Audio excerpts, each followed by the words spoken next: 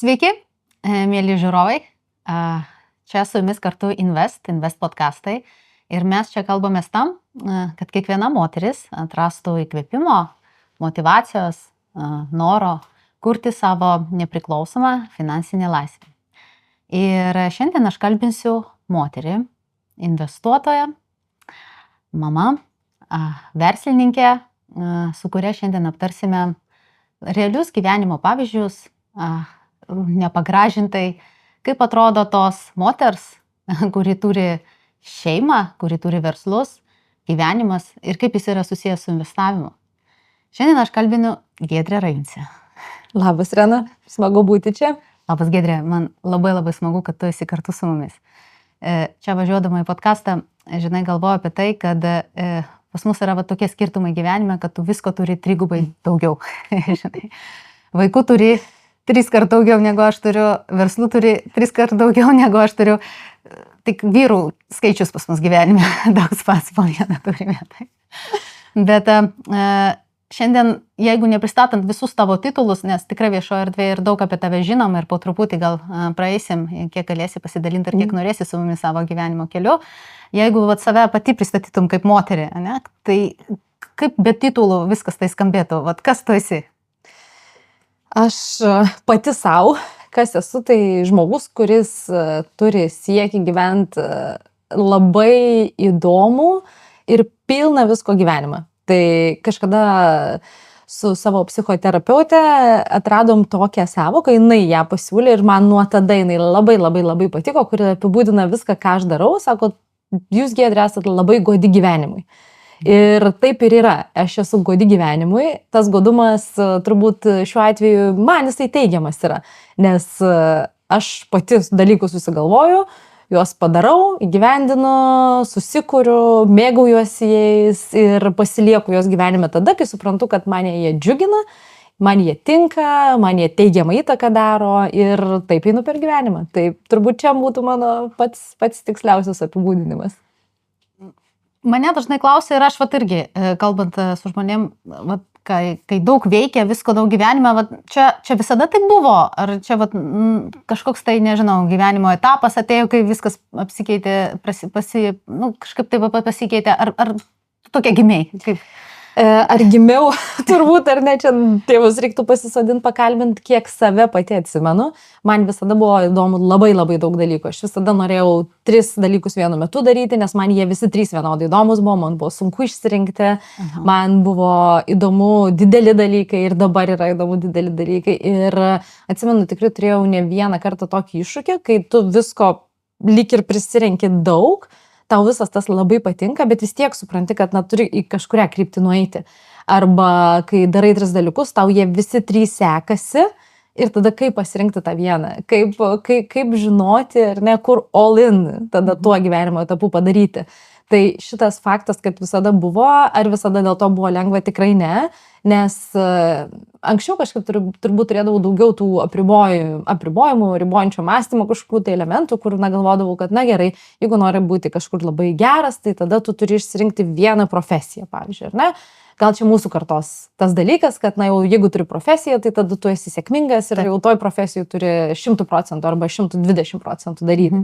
Aš tokios kaip profesijos niekada neturėjau, nes man patiko dalykai, man patiko verslas, aš pradėjau dirbti 15 metų būdama, man versle, aš perėjau per visas įmanomas vietas, nuo gamybos iki buhalterijos, iki visko, man viskas buvo labai įdomu. Ir kai tu žinai, kai tu staiga atsisėdi ir supranti, kad o ką dabar daryti, tai o kuo man būti, ką man eiti mokytis galų gale, kai reikėjo universitetą rinktis. Ir supratau, kad renkuosi tas, kas yra arčiausiai, verslo vadyba. Paskui jau tik tai po daug metų supratau, kad tai ir yra profesija, auginti, kurti verslus, išgimdyti idėjas, generuoti, davesti jas iki kažkokio tai pasisekimo ar ne, kažkokio tai pelningo projekto. Tai yra talentas, tai yra profesija, tai yra ta vieta, kur tu gali skirti tą 150 savo procentų ir viskas to yra labai gerai, bet užtruko iki ten nueiti. Aš su šitu teiginiu visiškai sutinku, nes tas stereotipinis mąstymas, kad tu kažko jau turi būti ties kažkokio tai amžiaus jau ir tu turi turėti savo karjerą, jau turi visus titulus turėti, kad būtum ir jaustumėsi čia rimtas žmogus LinkedIn'e, kad kažką papaustinus kiti galėtų skaityti. Bet yra tam tikrai įgūdžiai, tavo atveju tas žingeidumas ir panašiai, kur buvo visada, kas tave drivino ir nuo ko viskas prasidėjo, verslas, koks jis ir kaip tu ten atsiradai. Verslas prasidėjo nuo istorijos, kurią jau esu kelis kart dalinusi, bet nepabijos to dar kartą pasidalinti, nes manau, kad ji mane pačią įkvėpė savo vaikų auklėjime. Tai viskas prasidėjo tada, kai tėvukas per vasaros atostogas atėjo ir paklausė manęs, kokie planai vasarai. Tiesiog taip, kaip sėdime su tavimi, atsėdo šalia manęs, atsimenu tą momentą ir tiesiog kalbėjome, sakau, geras gyvenimas, žinai, miegas iki pietų, draugai, kinas, ledai, belekas, kažkas, kas yra smagu. 15 metų. Man 15 metų buvo, taip, gal dar net nebuvo, nes man gimtadienis rudenį, kažkas apie tokį laiką. Ir sako, sako, fainai, o iš ko? Ir aš taip, žinai, kažkas naujo, negirdėto dar šitam pokalbį, tai sakau, ką žinau, dienpinigiai toks dalykas yra ir buvo visą laiką, jų ten nebuvo kažkaip ar daug ar kažkaip, bet aš sakau, mokėdavau gyventi ar ne, ir pasidalindavau ir viską užtekdavau visada. Tai sako, žinok, viskas keičiasi nuo dabar ir sako, bet aš tau turiu pasiūlymą. Ok, sakau, sako, gali eiti į darbą pas mane, nes jisai įmonė turėjo gamybinę. Ir sako, gali eiti su manimi darbą, aš tau mokėsiu tau atlyginimą.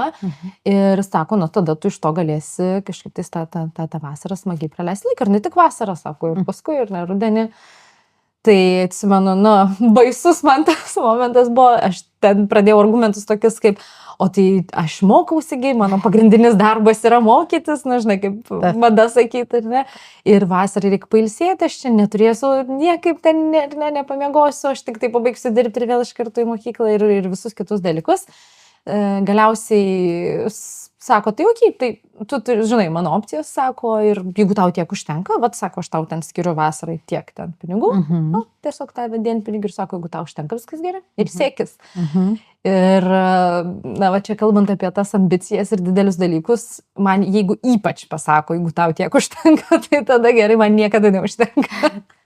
Man niekada neužtenka, aš visada noriu kažko daugiau, įdomiau, geriau, nes aš žinau viduje, kad aš galiu. Ir man tas, prieš su savim, kad jeigu aš ir atsigulsiu į tą lovą arba atsikelsiu 11 valandą ten dienos, bet žinosiu, kad Giedre, tu tai galėjai. Ir vietoj to pasirinkai patogų kažkokį tokį paprastą laiko leidimo būdą, aš supratau, kad aš su savim niekaip. Taip atsidūriau darbe. Tai tėvas principė buvo tas žmogus, kuris ir paskatino. Visiškai. Taip, švelniai tariant. Davė galimybę. Ir toks labai neromantinis tas verslas, žinai. Aš irgi pradėjau realiai nuo statybinės sektoriaus ir cheminės pramonės. Ir vis tiek ateini į tokį sektorių, kur gamyba ir pas tave vartai. Taip. Kaip sakyti, ir ta komunikacija yra kitokia. Tas rytai, kokių įgūdžių iš ten pasiėmėjai.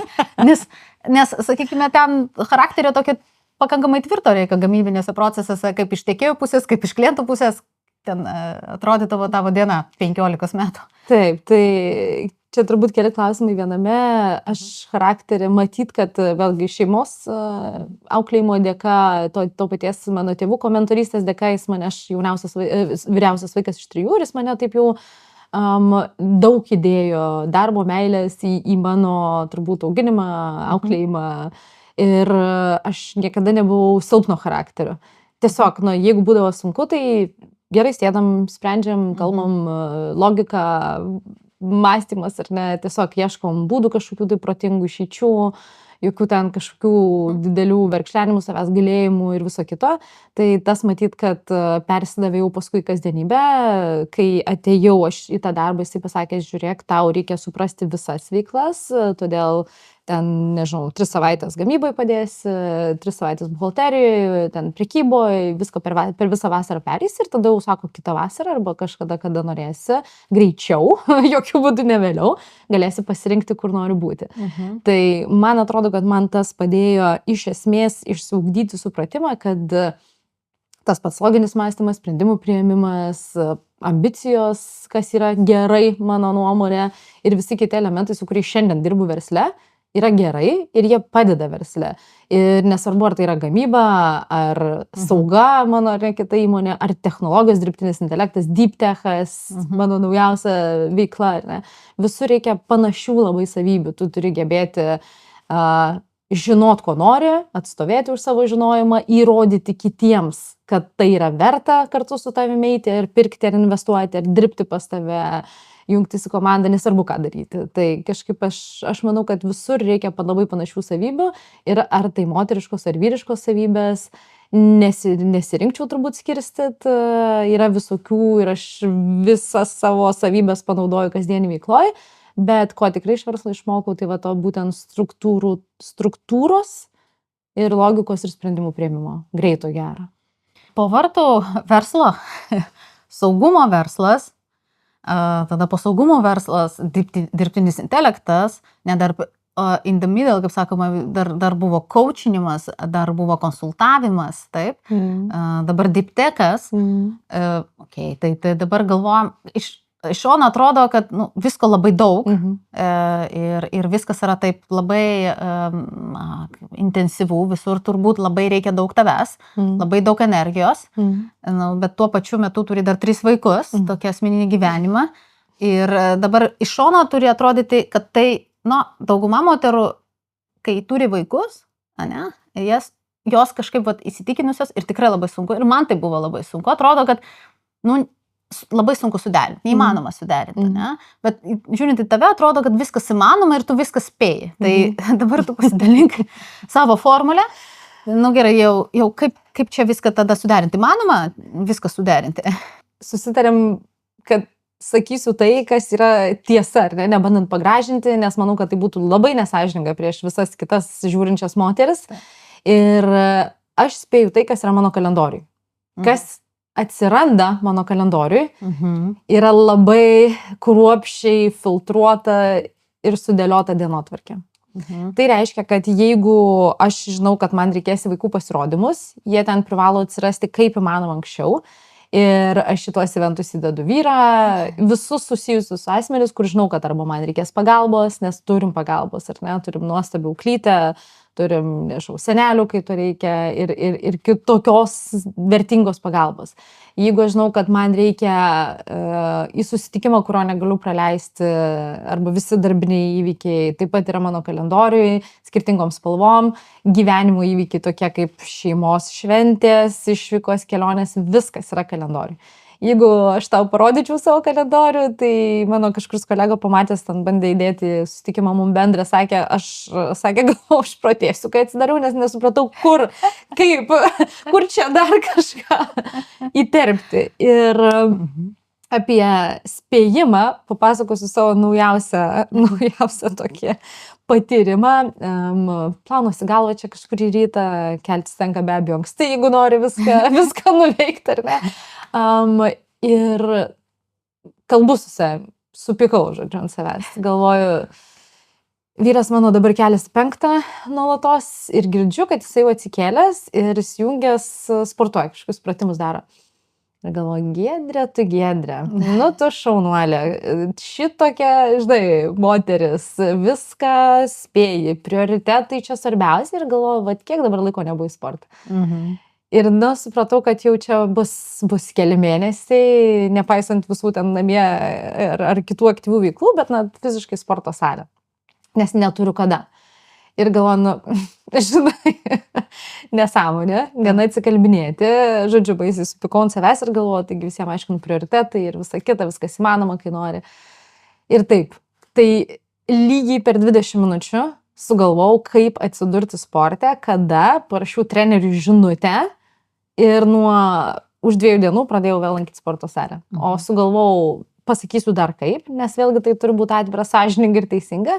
Tai vietoj savo pietų pertraukos 3 kartus per savaitę įdėjau po pusvalandį sportą, nešuosi valgyti ir su treneriu susitariau, kad tas pusvalandis bus be jokių pertraukų maks aktyvumo ir intensyvumo treniruoti. Tai va taip aš atsidūriau sporte, bet ne todėl, kad viską įmanoma spėti, o todėl, kad tu, tiesiog renkiesi. Aš tą patį norėjau sakyti, tai ką paaukojai. Taip. Ką paaukojai tai savo Ramią pietų pertrauką. Ir sportuoju čia labai panašu į tai, kaip aš irgi žiūriu šitą dalyką, nes man asmeniškai, žiūrint į tai, kaip šiandien atrodo Instagramas, visa socialinė erdvė, ne, tai moteris, balansas, visko įmanoma. Tai man norisi visada kažkokią tokią pasakyti, kitoms moterims, kad, nėra to balanso, aš jo nematau. Ir viskas spėti gerai, tai yra greičiausiai tiesioginis kelias į perdegimą. Jo, bet pati turėjai kažkokią situaciją, kai galvoju, čia stop, jau reikia stabdyti. Buvo gyvenimas tave atvedęs? Buvo gyvenimas atvedęs ir kas yra įdomiausias, mane atvedė iš tą situaciją ne tada, kai dariau daugiausiai, o tada, kai nustojau daryti, atsisakiau kelių projektų, tiesiog priėmiau savo sprendimą, kad pabandžiau, buvo labai sunku priimti tą sprendimą, kad gal vis tik tai nėra tai, ką norėčiau tęsti. Ir man atėjo tai per tai, kad tai pabandžiau tą, nepasilikau prie to, ar ne, tada padariau kitą, kaip ir labai fainai, irgi nepasilikau prie to ir susipykau su savim. Bet susipykau su savim tuo klausimu, kad tai ką tu dabar darysi, tai o gal tu čia nesugebi tada jau tų dalykų padaryti iki galo ir gerai, ar ne, kodėl tu čia dabar nori mesti, tokie prasidėjo pokalbiai su savim, kur šiandien aš juos jau žiūriu ir žiūrėčiau keistai, ar ne, ir kreivai, nes reikia bandyti, reikia pabandyti, nieko tokio pasakyti savo, kad pabandžiau, nenoriu, su tuo yra viskas gerai, bet tuo metu matyt, nežinau, toks etapas, matyt, daug susidėjo įvairių kitų dalykų, dar šeimos, vaikų ar ne, sveikatos, nes su vidurinė savo dukra turėjom praktiškai nuo gimimo 4 metus labai, labai didelį kelią nueiti, ar ne, tai matyt, kad tiesiog aš taip įsivaizduoju, tuo metu viskas susidėjo ir nežinau, ar galima tą pavadinti perdegimu, bet turbūt simptomai panašus į tai, nes nieko nebenori daryti, negali arba sunkiai atsikeli iš lovos, neva tai prasmės tame, ne, atrodo ir jėgų, ir sveikata, tada atrodo viskas pakrinka. Tai matyt, kad situacija panaši tai. Geriausia turbūt, ką sau galėjau padėti, tai duoti daugiau laiko savo su savo mintim, be abejo, aš į psichoterapiją einu, nežinau, kiek metų, daug labai, tas visada man padeda, netgi, kaip čia pasakyti, turbūt dažnai mėgaujuosi tuo, kad sugebu tą padaryti, nes čia yra vienas sunkiausių dalykų, manau, žmogui gyvenime susidurti su savo vidiniais, nežinau, ar demonas tinkamas žodis, bet su ta šešėlinė savo puse. Tai tiesiog pabuvau tame, buvo sunku nepabėgti, buvo labai, labai didelis noras nuo viso to pabėgti į kažkur dar kitur naujai, bet savo prižadėjau, kad tol, kol nepasijausiu, kad aš išėjau iš šitos situacijos ir radau savyje būdą, kaip su savim vėl draugauti, vėl turiu norą keltis ir eiti užkariauti pasaulio, tol neisiu užkariauti pasaulio ir atėjo ta diena. Apie vaiką, kai papasakoju, ir apie situaciją, ne? Tai dažnai ir kai manęs klausia, arba su kitom moterimis kalbamės, ne? Tai ir tų sunkių būna gyvenimo labai etapų ir galvoju, kur atrasti tos drąsos vėl, ne? Tai perdegimas ir visas tas dalykas ir man viena moteris prieš kažkurį laiką pasakė ir iš tikrųjų turbūt kiekviena čia rezonuotų. Tai vienas dalykas, kad tu neturi kito pasirinkimo. Viskas.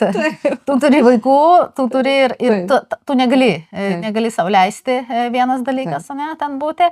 Antras, tu kalbėjai apie tą psichoterapiją.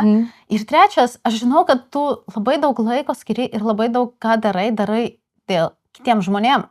Tai yra tavo ta pusė labdaros prie verslo, ne? O kaip tu prie viso šito dar ten atsiradai? Nes kai manęs, pavyzdžiui, klausia, ne, kodėl tą dalyką darai arba kaip darai, man tai yra savotiška psichoterapija. Aš tai sakyčiau, aš vietoj psichologo savo padedu taip, ne, padedant tiems, kurie gal moterims ypatingai čia yra mano kita linija, ne, kurios savo negali, tai mano būdas. O tu tą darai ir darai labai dideliais mastais ir ten esi ir daug laiko energijos tam skiriai, kas tau tai reiškia? Čia tokia, ta tema turbūt aš kažkaip niekada apie ją nesusimastau kaip atskirai ir ne apie tokią temą, nes man tai yra tiesiog taip natūralu. Tai yra mano gyvenimo dalis, taip pat kaip, nežinau, ryte atsikelti, galvą išsiplauti arba į darbą nueiti, taip pat ir šitą temą, ta filantropija plačiaja prasme. Kaip aš ten atsiradau, tai ačiū mamai, nes jinai mane nusivedė jauną, labai jauną, net nežinau, ar paauglė buvau, gal dar net nebuvau paauglė, į tiesiog rajone karito skyrių, nors mes patys neturėjom ten kuo dalintis, ar ne, labai kažkaip tas gyvenimo būdas arba situacija finansinė tikrai nebuvo kažkokia, kur tu gali užsiimti didelę filantropiją, bet ką mes darydavom, tai kiekvieną sekmadienį eidavom į tą vadinamą mokyklėlę karito, atnešdavom savo daiktų, kuriuos galbūt išauga, ar ne, ir pabūdavom su tais vaikais, padėdavom pamokas ruošti, pabendraudavom, valgyti duodavo, ar ne, tai man tai atrodė taip natūralu ir taip suprantama ir taip vertinga, nes kai tu tą darai, kaip ir tu pati minėjai, dingsta tavo visos problemos, dingsta skirtumai pasaulio, tu jautiesi kartu su įvairiais skirtingai žmonėm, kurie dažnai vienas kito nepažįsta, nes ten ateina daugybė žmonių. Kažkas turi kuo dalintis, kažkas ateina savo laiką atiduoti, kažkas ateina paslaugą teikti, ar ne, valgyti, gaminti, kažkas ateina mokyti ir kitus dalykus daryti. Tai man turbūt tai yra apie tai vieta, kur tu jautiesi bendrystėj su kitais žmonėm. Tai šiandien mano visa filantropinė veikla yra apie tai. Aš dalyvauju klube, kur mes kartu atrodytų galim turbūt šiandien sau leisti samdyti kažką, kad tą mums padėtų daryti, bet mes kiekvieną renginį organizuojam patys, visiškai hands-on. Ir manau, kad priežastis yra visiškai ta pati. Tu tai darydamas esi viso pasaulio dalis. Ir tai padeda įsižeminti, tai padeda nurimti, tai padeda neišskristi kažkur labai kitur, nenueiti su savo mintim, kur nereikia nueiti. Tai manau, kad įvairios statistikos ir Pasaulio banko ir apskritai rodo, kad moteris prieš įdarbindamos savo pinigus, prieš investuodamos savo pinigus ar prieš kažkaip tai priimant kažkokius sprendimus, jos ženkliai dažniau vadovaujasi visais tvarumo, etikos, moralės principais ir dėl to yra labai daug paskatų, kad moteris, kurios galėtų daugiau uždirbti, galėtų vadovaujančias daugiau pozicijas pasaulyje užimti tam, kad šį pasaulį geresnį vietą daryti, nes jos tiesiog ženkliai daugiau atsižvelgia ne tik į kažkokį kapitalistinį, žinai, maksimizuoti savo gražą, bet tuo pačiu ir šalia kurti tvaresnę bendruomenę ir visuomenę. Bet dabar, Giedrė, tu esi sferoj dirbtiniam intelekte, dirbtinio intelekto versle. Tu teisingai pasakysiu, esi partnerė, vadovauji, nes tokiam deep techniniam, kaip čia lietuviškai teisingai pasakyti, startuolis, deep techo startuolis, giliųjų technologijų startuolis. Esi moteris, kuri pritraukia tam presid, ne? Tai, sakykime, lygiai didžiausia turbūt investicija kaip Europoje. Pabaltijai 25 tarp moterų startuolių, žodžiu, daug sąlygos užvažiuoti.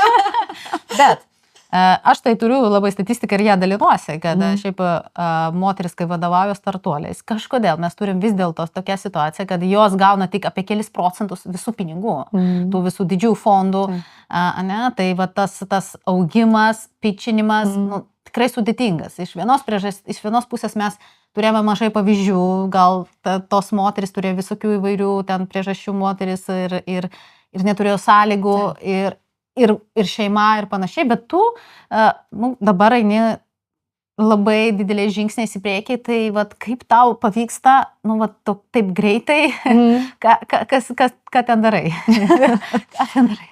Tai keli darbų dalykai, kelios temos šitoj vietoje. Vienas momentas dėl moterų investicijų, ar ne? Tai mes su tavim nuolatos apie tai padiskutuojam ir aš visas moteris, ką pažįstu, nežinau, didžiausia palaikytoja tos, kurios daro ką nors, nesvarbu ką, tiesiog aš jau iš karto palaikau, nes kas kitas, jeigu ne bendruomenė palaikys, jeigu ne tas tvarumas, ar ne, kaip tu sakai, jeigu ne palaikanti aplinka, mes privalom tą daryti, nes kai turi palaikymą, tai tavo augimas yra visai kitoks, mažiau abejonių, greitis visai kitas, tai šitas momentas, moterų startuoliai pagal statistiką viešai prieinama Europoje bent jau 12% kapitalo tik tai pritraukia, kas yra mažai. Kita vertus, aš dalyvaudama renginiuose pitchuose vadinamuose, ar ne, kai prisistatai investuotojams, tiek gyvai, tiek online, tiek kažkokiose konferencijose,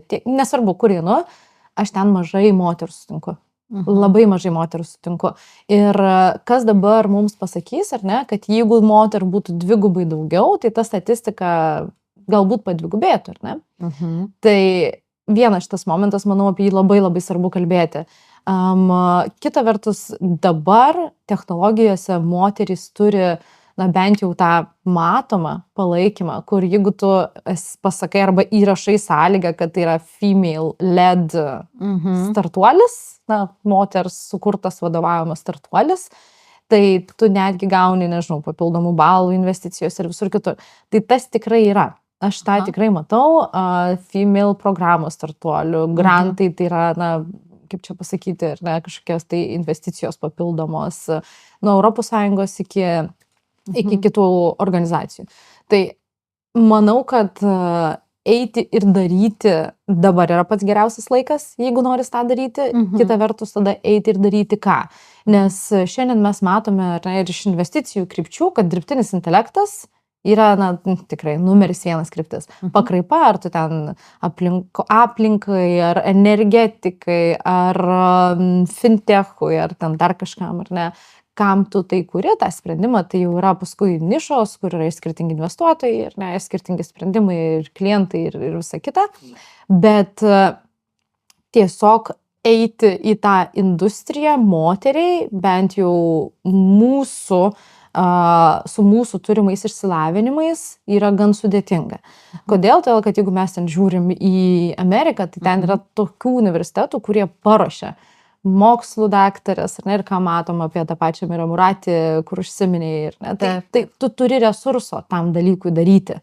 Tu turi paruošimą, tu turi laiką, kurį investavai, tu turi žinias, tu turi suvokimą, kaip atrodys ta industrija po 10 metų, kad tu šiandien galėtum pasiūlyti gerą produktą, įtikinti ir jį parduoti. Mes to turime gerokai mažiau. Kita vertus, ką mes turim, arba ką aš turiu, na, mano išsilavinimas nėra technologijų, ar ne, kūrimas, nėra doktorantūra kažkur. Ką aš turiu, tai turiu matyti verslumo, ar ne, patirtį ir galbūt vieną, galbūt dar kažką, čia jau galima ginčytis. Ir norą netikėti jokiais apribojimais. Ar jų nėra? Greičiausiai, kad yra. Nes dažnai sulaukiu iš moterų klausimo, kaip ar tu patiri kažkokius tai sunkumus, susiduri, kad nepraleidžia kažkur, nes tu moteris. Nepatiriu, nes nesigilinu iš viso. Man iš vis neįdomu. Man iš vis neįdomu, ką apie mane galvoja, ar aš moteris, ar aš geras mano startupas, ar blogas startupas. Jeigu pradėsi galvoti, ką apie tave mano kiti, tai tu gali, žinai, va, aš tavęs paklausiu, ką manai apie deep techą, tu pasakysi, manau, kad ateities neturi. Okay. Žinai, bet kažkam tai yra ta svari nuomonė, kur klauso žmonės, ar ne, ir pagal tai tada galbūt priima sprendimus daryti ar nedaryti. Aš turiu tokį, matyti, nežinau, ar charakterį, ar jau, kaip čia be pavadinsi, kur man nelabai svarbu, ką sako, man svarbu, ką man atsako rinka į tą produktą, kurį aš parodau, pademonstruoju. Tai reiškia, kad jeigu aš pasakau, žiūrėk, labas Rena, aš darau tokį produktą, manau, kad jis tau tinkamas, ką tu apie tai manai, ir jeigu tu man pasakysi taip įdomu ir man tai pasakys dar 10 žmonių, kuriuos aš pakalbinsiu, aš tada suprasiu, kad okei, rinka yra, einam, bandom daryti. Jeigu man 10 žmonių pasakys, kad tikrai neįdomu, per brangu, neaktualu, aš grįšiu ir tada galvosiu, gerai, ką man dar padaryti su produktu, kaip jį pakreipti ir kaip na, validuoti kitaip ir vėl ateisiu pas tave. Tai čia yra vienintelis dalykas, kur aš klausau ir man įdomu, nes žinau, kad nuo pirkėjo galutinio priklauso, kaip man pasiseks. Visa kita yra tik tai mano pardavimas savęs visų pirma, nes ypač ankstyvose stadijose startuolių perka tik įkūrėjus, tos vadinamus founderius. O paskui jau manau, kad ten, kur nesugebėsiu kažko suvaldyti, jau tikrai galima bus pasisamdyti žmonių. Tai, kad drąsos tau netrūksta, viskas yra suprantama, bet dažnai tas ir veikia tas stabdis, kad, na, to industrijai nėra moterų, jų nėra tų pavyzdžių, kaip tu teisingai pasakai, tai ne į renginį, kur moteris, ne? Nu, ir atrodo vis tiek tave turėtų spausti visą tą aplinką, kurioje esi ir ta pati, vat, OpenAI, ne, ChatGPT technologijų vadė, buvusi Mira Muratė, jie į savo startuolį įkūrė ir turi keliasdešimt milijardų jau ten kapitalizaciją dar be produkto. Jo, ir tu teisingai sakai, kad žmonės investuoja į žmonės Taip. pradžiai, kad juos tigi. Taip. Ir tas pats ir Antropikas, kaip Taip. ir tas startuolis antras po ChatGPT dabar, ne? Taip. Kur irgi viena iš įkūrėjų yra moteris ir apie ją dažnai kalbam. Tai vat, ir tam ir programavime, ir diptekė, ir dirbtinį intelektą vis tų moterų atsiranda. Tai tas labai džiugina, kad galima jau pamatyti ir tos drąsos, atrasti, kurios gal šiek tiek tas gali stabdyti. Jeigu, labai dar trumpas komentaras, jeigu einam į diptech ir technologijos kūrimą, tai, bet žinai, jeigu tu neprivalai būti mokslininkė, kad turėtum startuolį, tu gali susirasti partnerį, kaip man pasisekė ir pavyko, Taip. kuris yra labai itin patyręs technologijų kūrėjas, panašių technologijų kūrėjas. Ir aš žinau, kad tai, ką mes sugalvojam kartu, mes įgyvendinsim. Jeigu aš jo neturėčiau, klausimas ar ne, kaip būtų, aš pati to neįgyvendinčiau. Tai viskam yra priemonės, jeigu tu turi tikslą ir norą ir tiki visų pirma savim, kad tu gali tą padaryti, o tada jau visa kita dažniausiai susiklosto. O kaip dabar visam šitam gyvenime investavimą įtarpti? Dažniausiai dabar save pagavau, žinai, kai kalbu su moteriam, kurios irgi ten verslus kūrė, kurios šeimas turi ir panašiai, kai jau pradeda eina kalba apie investavimą, vyras daro kažką. tai kaip tu į tą dalyką žiūri? Turit su vyru pasiskirstę, jais investuoju, o tu neinvestuoji? Ar ta tema, kada atsirado pas tave gal asmeniškai, šeimoje?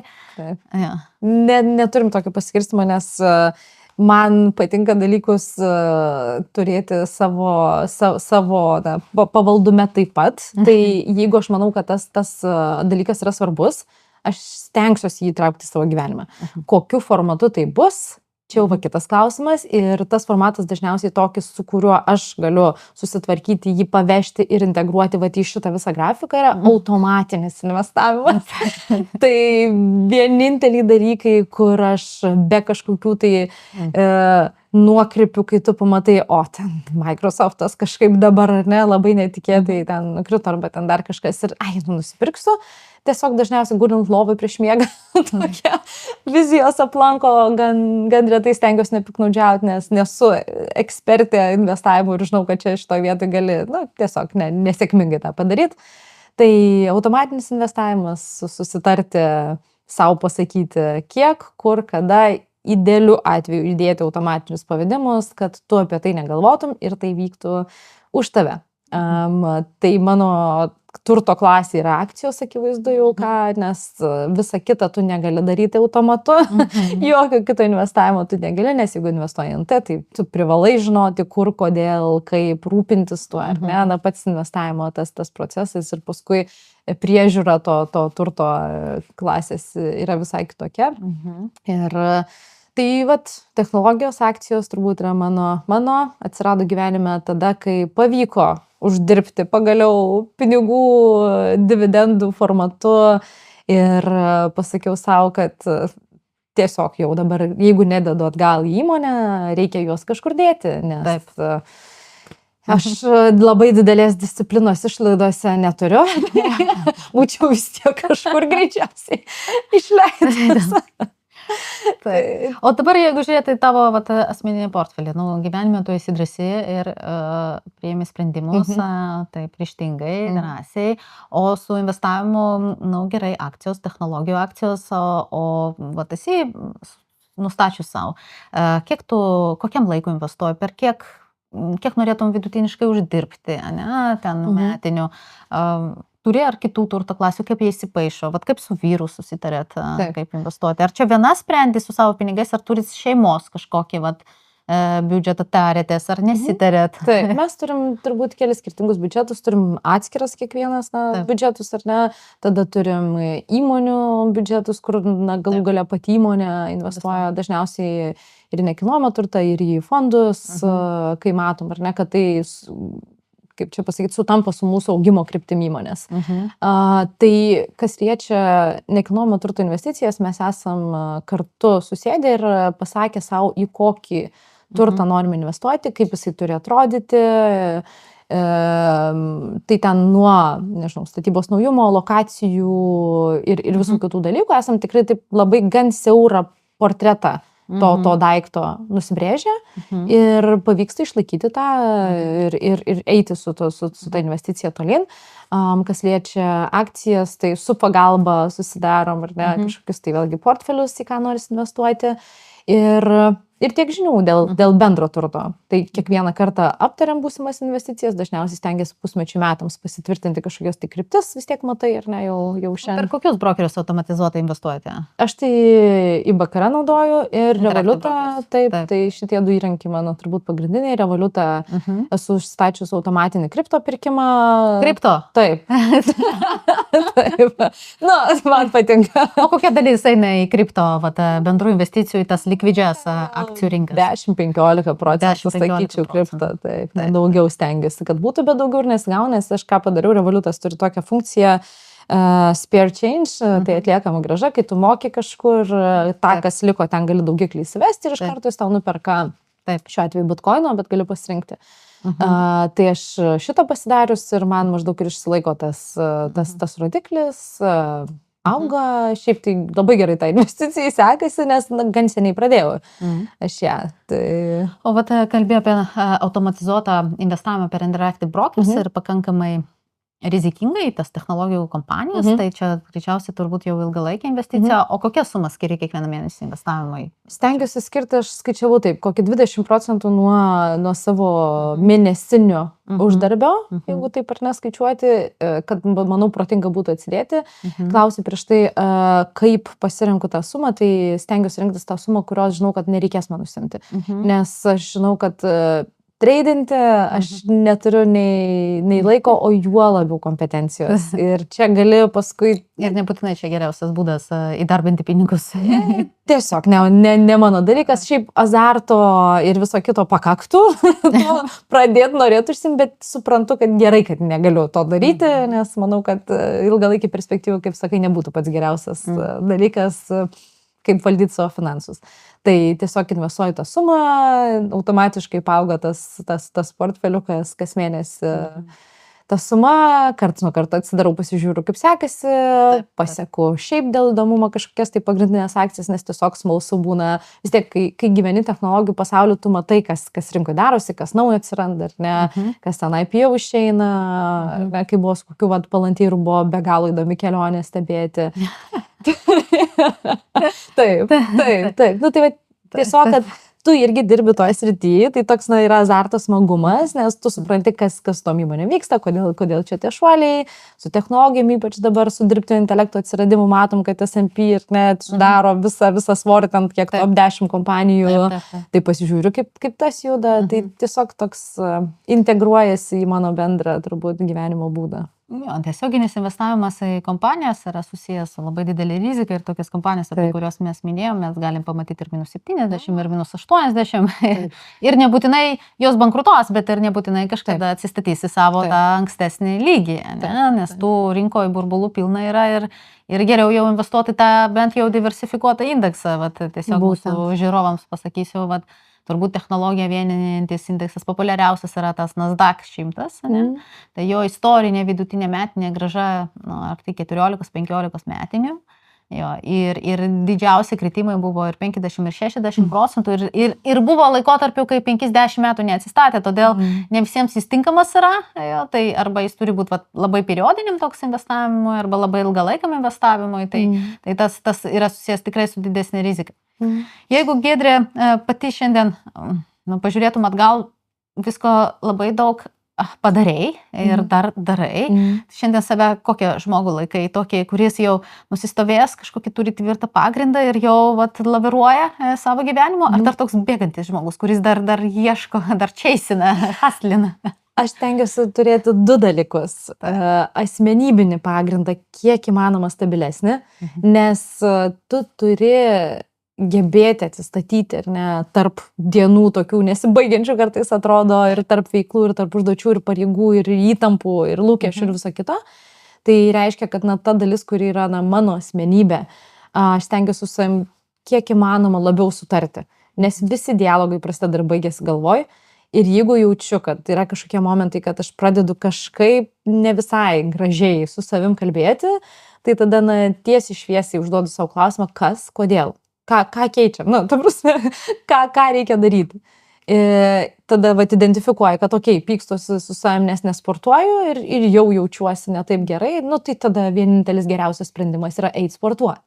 O net gyventi dar 5 mėnesius kančioje, savigraužoje ir visose kituose dalykuose. Jeigu jaučiu, kad per daug kažko gyvenime, pamažinsiu, jeigu jaučiu, kad būtinai privalau parą laiko praleisti namie, niekur iš jų neišeidama ir neišlipdama iš pižamos, aš taip ir padarysiu. Dažniausiai, aišku, savaitgalį stengiasi tą momentą išlaikyti, bet kitaip tariant, ta namų bazė, home base yra toks labai angliškas gražus pasakymas, stengiuosi turėti stabilę, su kiek įmanoma mažiau svyravimo. Kas liečia profesinį gyvenimą, aš jaučiuosi savo kalno apačioj. Ir aš taip noriu jį bėgu. Man taip smagu, aš taip nekantrauju pamatyti, kas bus dar vienoje viršukalnėje ir dar kitoje. Ir paskui gal bus atsiras dar vienas kalnas, kuris pasimatys tik tai užlipus ant šito. Ir mane tas labai įkvepia, labai džiugina. Aš žinau, kad mano rytojaus diena bus tokia pat, o gal dar net įdomesnė negu šiandieną. Kartu su visais iššūkiais, kurie tada, atrodo verti to. Tai turbūt dvi, nežinau, ne tai, kad dvi asmenybės, bet dvi kryptis. Namuose stabilumas, ramybė kiek įmanoma, laikas su vaikais, vakarienės beveik visada gaminu aš. Dar ir gaminu. Taip, man labai patinka, mane nuramina, labai smagu skaniai valgyti ir aš esu savo prižadėjęs, kad aš namie gaminu vakarienės, mes visi kartu valgom prie stalo. Kada kažkas to nori, kada kažkas to nenori, tikrai visko būna, visokių priekaištų išgirstų ar ne, bet yra tam tikri ritualai, kurie padeda įsižeminti. Filantropija, laikas su šeima, kūčios pas mus ir visi kiti dalykai. O jau profesiniai srity, jau manęs nelaikykit. Ir pabaigai, šiandien kalbėjomės su moterim, ne su superheroje, bet su moterim, kuri daug yra padarius ir pasiekus ir judina ir įkvėpia kitas moteris, mane tai įkvėpė savo pavyzdžių, kaip aš sakiau, 3 visko daugiau, bet mūsų klauso moteris, kuri, turi vaikų, kuriai tikrai gali būti gal ir sunku į tą darbą eiti, bet reikia ir pagalvoti apie tą finansinę laisvę ir apie tą investavimą. Ir šiandien mes nekalbėjome apie vaikų investavimą, ne mūsų tema, bet tas irgi labai svarbu, nes mums moteris ypatingai tas svarbu. Tai koks būtų vienas toks patarimas moteriai, nuo to, kad pradėti investuoti, ką jai padaryti, labai paprastai ir kas ją padrasintų, motyvuotų judėti priekį su tuo. Ką padariau aš? Kaip pasakiau savo, kad noriu investuoti, aš neturiu jokių žinių, manęs tėvai nemokino, ar ne, mano aplinkoje labai mažai kas tai darė, kaip bebūtų keista. Ir tada tu tiesiog identifikuoji, kad tu nori kažką daryti, nežinai kaip, tai geriausiai būtų sužinoti, kaip tą daryti. Nes jeigu mokinsies eigoj, tai vėlgi su pinigais nėra didelio noro. Ir tais pirmais taip uždirbtai sunkiai, ar ne, rizikuoti ar labai, labai kažkaip žaisti.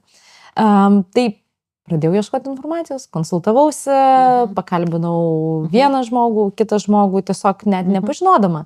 Ir taip prieini prie kažkokio sprendimo. Kitas momentas, kas tada jau pradėjo padėti burtis aplinkui, tai bendruomenė. Nes natūraliai, kai tu pradedi kažką daryti, kažko domėtis, nežinau, kad ir tam pačiam vakarėlį, renginį per pietus, išeina kalba apie tą investavimą, tai aš visada paklausiu, o kaip fainai, o kur tu dabar, ar ne, o kokios tavo kryptis. Ir net jeigu tai yra ta kryptis, kurios aš nesuprantu, aš tada 2 daugiau klausimų užduosiu ir domėsiuos, nes man tiesiog smalsu, tai gal čia yra dar kita galimybė, kurios aš nežinau, nesvarbu, kad man jinai gal netrodo artima ar suprantama. Tai domėjimasis, nebijojimas klausti ir bendruomenė, šiandien bendruomenių jau mes turim nuo online, kur patogu kalbėti, iki realiai tu fiziškai galėjai klausti žmonių, nes socialiniai tinklai mums tai suteikia. Aš eičiau visais tais keliais, kad kuo greičiau atsidurčiau to žinojimo vietoje, kur jau galėčiau pasakyti, galiu pradėti po truputį investuoti, nes dabar žinau, kad jau šita suma, aš su jie žinau, kas tikėtina nutiks. Tik priminsiu, kad investavimas nėra didelių pinigų, didelių mokslo ar didelių resursų dalykas ir bet kurie moteriai, net ir su to revoliutu, su 50 € automatizuotai investuoti į kažkokį labai diversifikuotą pasaulio akcijų fondą, tai yra puikiai pradžia Ir čia mes kalbamės tam, kad kiekviena atrastų įkvėpimo, motivacijos, ryžto kurti savo finansinę laisvę jau dabar. Aš labai dėkinga Giedrei, kad pasidalinai savo istoriją ir tikiuosi, kad dar pasimatysime pas mus kitose podcastuose. Ačiū tau labai, Rena. Ačiū, Giedrė.